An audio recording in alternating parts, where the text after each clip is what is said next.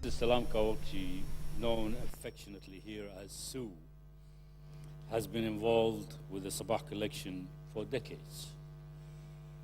A warm friend of the Dar, many, if not most, of you will recognize her for her constant presence at our weekly lecture series. However, she is most active behind the scene. Currently senior curator for the collection and collection manager for the Sabah collection. She has long been involved in curating exhibitions and editing many of the collection's scholarly publications. These publications and exhibition catalogs are too numerous to mention, but if you look at many of them, you will find her name. Currently, she is writing monographs on the jeweled daggers and jeweled arts from the Mughal period in the collection. This evening, she will be discussing an aspect of the research on the same topic, that is the shared lineage of a European and Indian dagger. It goes without saying that none of these jeweled objects even resemble a mobile phone. So this is a hint for you, a tiny hint for you to turn off your mobile phones. Ladies and gentlemen, Mrs. Salam Kaoukji.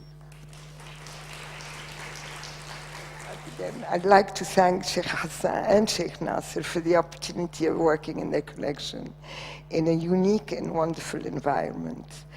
And it has really been the joy of my life to work there. Anyway, I must start by saying that the collection has so many wonderful daggers and weapons that it's really been difficult to make a choice for the lecture. And I just might become used to giving lectures now. Anyway, so I've therefore chosen to speak about fashion.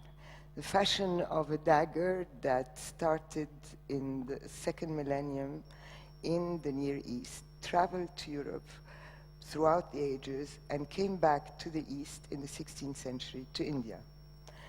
So, in other words, it was a fashion that lasted, but really a fashion of a specific object that lasted for 3,000 years.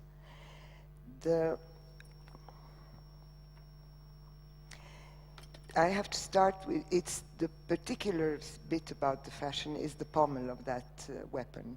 And for those that might not know what a pommel is all weapons, not knives, but daggers and swords, have a part that widens on the top so that the weapon doesn't slip out of the user's hand. So most of them vary in shape, as is obvious here. And these are all from India.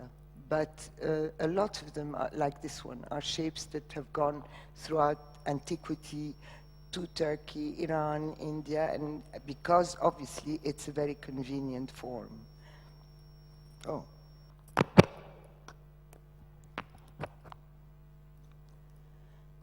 It's unreal, this thing. Okay. So before I take you through, I should explain that whilst most weapon hilts have pommels or some form of enlargement on the upper end of the hilt to prevent the weapon from slipping from one's hand, they come in various shapes, some of which were widespread and endured for long periods, but that none resemble the type of pommel that we're going to talk about now. And it is this type of pommel. So you have, this part, which is a part that I will show you now, is a very ancient form. The shape of the dagger hilt is referred to as an ear dagger because of the two splayed discs that form the pommel, originated from a rudimentary form during the Bronze Age in the Near East, was developed in Luristan in northwest Iran during the first millennium BC. And so you can see again that you have those splayed ears. And this is dagger that lasted throughout the first millennium BC. The type journeyed to the west during the period preceding the Common Era and just after the Common Era, and retained the same form until the Renaissance, up until it reached Mughal India in the 16th century. I have to add here that some think of edged weapons as just representing violence and brute force, but they are works of art, and they're a means of adornment reflecting a social status or frame of mind.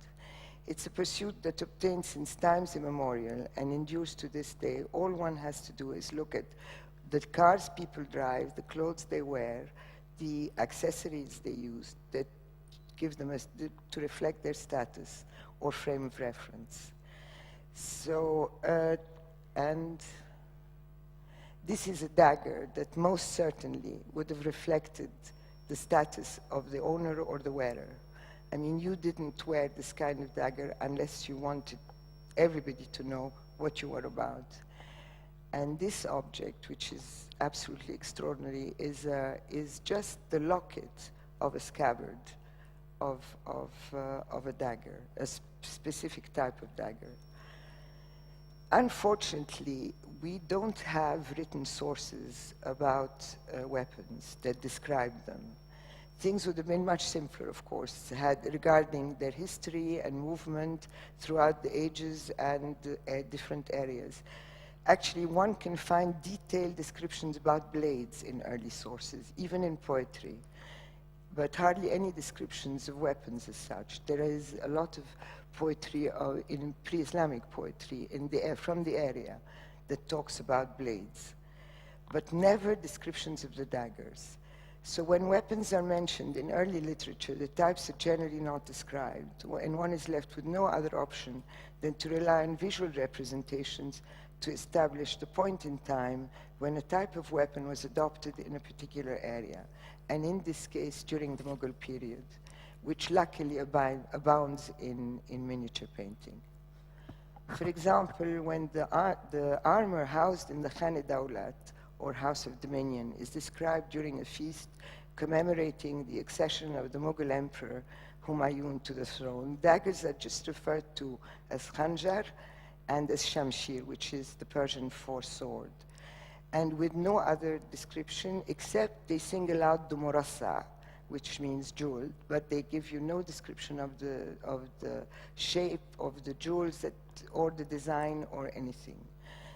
So now I will start by taking you in descending order from the end product, or from the 16th century, which is when the ear dagger first appeared at the Mughal court, down to the origins of the type during the Bronze Age, bearing in mind that it has already been put forward by some arms and armor specialists that the first millennium BC ear dagger from Luristan was a prototype for the so-called Turkish yatagan and the European Renaissance ear dagger. This is the European Renaissance ear dagger, this one. And you see again, you've got those same splayed, and that's the yatagan, the Turkish yatagan. But you notice that their blades are quite different in shape. I aim to show in this lecture that the Renaissance ear dagger in turn gave birth to the 17th century type of Mughal dagger as the one in the Al-Sabah collection. So here you've got the Luristani type from northwest Iran, the Renaissance European from Spain, the yatagan, and the Mughal dagger. And it's the same principle. The thing is, there are no other pommels in weapons that look like that.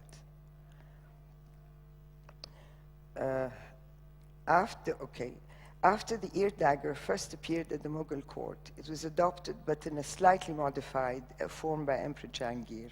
The type was consequently destined, and because you see here they're straight and they don't flare out like in the others. The type was consequently destined to find favor amongst the elite, and as is the case in modern times, it became de rigueur for members of the nobility to adopt the same type of dagger as the one favored by the emperor, and most importantly, to be seen at court wearing it. Here you've got the Emperor Jahangir in full regalia, wearing the same type of dagger as the dagger in the Al-Sabah collection. But the interestingly, when they first appeared at court, these daggers, people were not familiar with them, but the emperor liked them a lot, so they started to reproduce them in miniature paintings. But in order for this part of the dagger to show, in the miniature paintings, they are not represented in the correct way. All right. This is a miniature, this is a Persian miniature, but you've got this dagger where you see, but if the dagger was in the sash of that person, the orientation would have been like that, and people would not have realized that this was this specific type of dagger. The type might also have been favored by Shah Abbas of Persia, because even he, this is this same type of type, but this is a miniature painted by an Indian painter, and it's not a Persian miniature of Shah Abbas, which means that the ruler liked the dagger and was seen and painted wearing it, but he's painted by it, so probably it wasn't as widespread in Iran. Around a decade after the adoption of the dagger, this type of dagger, by the court, and once the type became more familiar and its structure therefore no longer required to be exemplified in paintings, one begins to see them, these hills depicted as they should be, like here. I mean, you see the bifurcation, but very slightly, as it would have been. Further enforcing the European connection is an ear dagger depicted in a miniature from the Hamza Nama, or a romance of Amin Hamza, the Prophet's uncle, the Prophet Muhammad's uncle. It's a 1562 to 77 celebrated manuscript commissioned by Emperor Akbar. The dagger in the Hamza Nama is illustrated worn by one of the main characters in the manuscript and appears to be the archetype of the Al-Sabah collection dagger, as well as the earliest representation of the type in Indian miniature painting. This is the dagger, and as you can see, it's got the same. I'll show it to you later. We're in more, in a larger format, and it's here. And it's displayed ears just like the Luristani one. One should bear in mind that when important characters are depicted in paintings, they were generally in distinguished attire that singled them out in the painting. And important members of the court were most often represented in dress that illustrated their favorite style or styles they had introduced to the court. Illustrating this point is a miniature of Emperor Akbar, who wears a qatar in his sash. Qatar is a special kind of Indian dagger, and giving the crown to Shah Jahan, who's also wearing a qatar, whereas Jahangir wears a cloven pommel ear dagger. This is a painting that, although Emperor Akbar would have liked for Shah Jahan to succeed him at court and not Jahangir, but this is a painting that was done after the death of Jahangir. So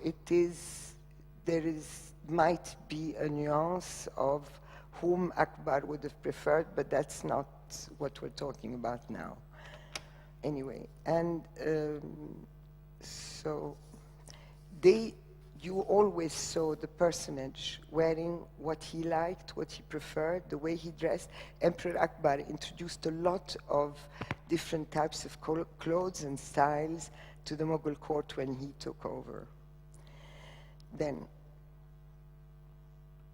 okay, so now you can see the similarity between the Luristani type of dagger and the ears of that dagger in the Hamza Nama. The pommel is very similar to it, but it is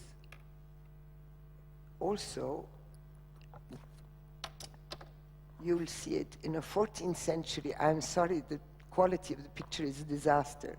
I took it many years ago in Madrid, and it's the only picture I have of it. But you can see clearly, this is a 14th century bronze dagger from Spain that has exactly the same types of ears as the Lorestani dagger. And this is the dagger, an ivory dagger that belonged to the last Nasrid Sultan who ruled Granada, Abu Abdullah Zughoubi, who was known in the West as Boabdil, and whose dagger was taken as war trophy at the Battle of Lucena in 1483, thus providing a terminus ad quem, a date by which we can ascertain that the dagger existed, although we do not know how much earlier it had been produced. And again, you've got the ears here, and the great similarity with this first millennium BC dagger. During the Renaissance, the ear dagger was considered to be an Italian or a Spanish invention. So it's no coincidence that the maker of one of the finest examples was a Spanish swordsmith by the name of Diego de Sayas, who was active around the middle of the 16th century. This is a dagger, and they're signed by him, so people are sure they are done by him. De Sayas, interestingly, uses inscriptions in Kufic style. Here, you can see here and here. To decorate some of his daggers, and as the inscriptions are undecipherable, it implies he copied them from existing models without understanding the script. De Sayas also makes use of inscriptions in Kufic style on maces he made for King Henry II of France. I'm sorry, these are black and white pictures, but I had no other. And this is the mace of King Henry II of France. You can see on the top of the mace that there is also an Arabic inscription. And on the mace, this is a full cartouche with Kufic inscriptions. And this was the middle of the 16th century Europe.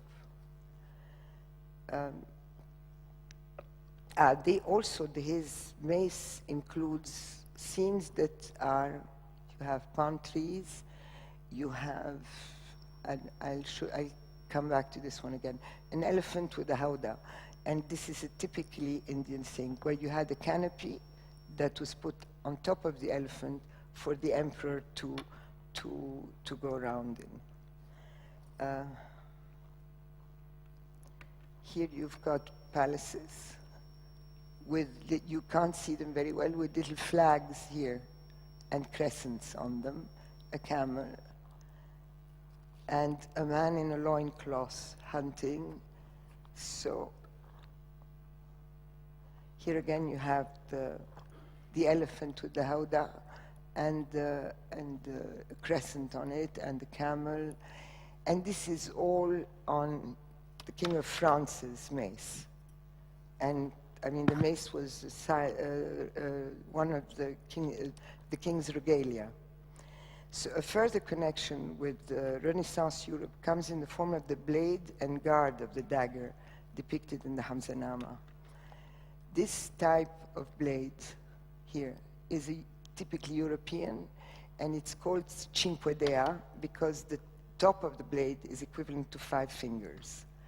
And there is no other dagger of this type in other parts of the world. And you can see them in the High Renaissance from around 1490 to 1527 in Europe, the period during which Leonardo, Michelangelo, and Raffaello were active. And it was so called because of the width of the blades. Now, I asked the curator of arms and armor at the Metropolitan Museum about to confirm that this representation in the Hamzanama was very Cinque Dea-like, because there are no other daggers. So there is a connection with Europe and India. It's worthy of note that although the hilt represented in the Hamzanama also resembles that of the Turkish yataghan, Turkish and Caucasian, the blades of yatagans are completely different. And they reportedly descend from Greek blades. They dip at the tip. It's likely, though, that the yatagan, which was used extensively in Anatolia and the Caucasus, never really went out of use since antiquity, but that the fashion was revived as a result of contacts between the Venetian Republic and the Ottomans during the period of Suleiman the Magnificent, who owned a fine yatagan that's dated 1526 to 27. As India was in closer contact during this period with Western Europe than with the Ottoman Empire, this obviously points to a Western inspiration, rather than a Turkish one with regards to the eared dagger. Furthermore, as it's unlikely that Indian weapon makers visited Spain or Italy, maybe one or two did, but it wasn't during the period of the Renaissance, and as we know that a large number of Western craftsmen and merchants visited and traveled throughout India, it's certain that Indian weapon makers would have been exposed to weapons carried by European travelers. People did not go around without their daggers on them. It therefore seems quite possible that in view of these links, as well as a number of others, that during the second half of the 16th century, which was when the Spanish dagger manufacturer, Diego de Sayas, was active, that the type would have been introduced to the Mughal court by Western travelers and would have aroused the interest of princes. And although both the Hamzanama and European ear dagger pommels have outward flaring ears, whereas the Mughal dagger has upright ears, nevertheless, the general structure, and more specifically, the bifurcated area, which you can see clearly here, of these is similar. It can't be ignored, and no other type of dagger has this kind of pommel. Whatever the case may be, it's quite interesting that the pommel structure of a weapon from northwest Iran, popular during the first millennium BC, could have journeyed through time and over distances and served as inspiration for 14th to 16th century Spanish swordsmiths, and in turn presumably inspired weapon makers of the Mughal court when they developed their hilts with cloven pommel. In addition to the early examples found in northwest Iran during the first millennium, weapons with related pommels attributed to the 4th century BC in Spain, again you have the same type of pommel, and from London under the in the Roman period. And so it's quite a long span of time. As such a long span of time elapsed between the period in which the pommel of this type of dagger was extant, it constantly leads us to believe that it never went out of fashion. And the ancient Eastern and medieval examples from Spain and from the Roman period serve to support this idea. Now to the origins of the form, and to demonstrate that the distinctive shape of this type of pommel has in fact a much older ancestry.